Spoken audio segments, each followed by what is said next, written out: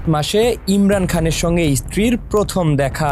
কথা হলো ৩৫ মিনিট। দীর্ঘ ৮ মাস পর অবশেষে কারাগারে স্ত্রী বুশরা বেবির সঙ্গে দেখা হলো পাকিস্তানের সাবেক প্রধানমন্ত্রী ও পিটিআই প্রতিষ্ঠাতা ইমরান খানের। রাওয়ালপিন্ডির আদিয়ালা কারাগারে মঙ্গলবার এই সাক্ষাৎ হয়। প্রায় ৩০ মিনিট থেকে ৩৫ মিনিট কথা বলেন তারা।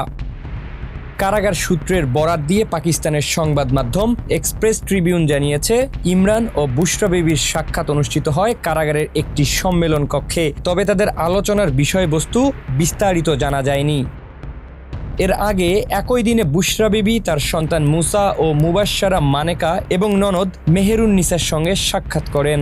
ওই সাক্ষাৎ চলে প্রায় ৪০ মিনিট। এদিকে চলতি বছর প্রথমবারের মতো ইমরান খানের সঙ্গে দেখা করেছেন তার বোন নুরিন নিয়াজিও। কারাগারের সম্মেলন কক্ষে প্রায় ১৫ মিনিট কথা বলেন তারা। এ সময় ইমরানের শারীরিক অবস্থা ও অন্যান্য বিষয় নিয়েও আলোচনা হয় বলে জানিয়েছে ডন। নুরিন তার ভাইকে সুপ্রিম কোর্টের আগের নির্দেশের বিষয়েও অবহিত করেন। আদালত চিকিৎসা পরীক্ষার জন্য ইমরান খানকে শিফা ইন্টারন্যাশনাল হাসপাতালে স্থানান্তরের নির্দেশ দিয়েছিলেন।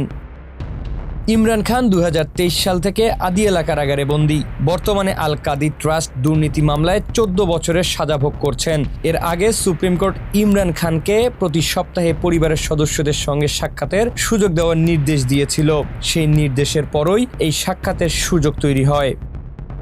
তবে ইমরানের অন্য দুই বোন ও রাজনৈতিক নেতাদের সাক্ষাতের অনুমতি দেওয়া হয়নি। আদালত সতর্ক করে বলেছে, সাক্ষাতের সুযোগ রাজনৈতিক কর্মকাণ্ডে ব্যবহার হলে এই সুবিধা প্রত্যাহার হতে পারে। সব মিলিয়ে দীর্ঘ কারাবাসের মধ্যে বুশরা বেবির সঙ্গে এই সাক্ষাৎ ইমরান খানের ব্যক্তিগত ও রাজনৈতিক জীবনে নতুন করে আলোচনা জন্ম দিয়েছে।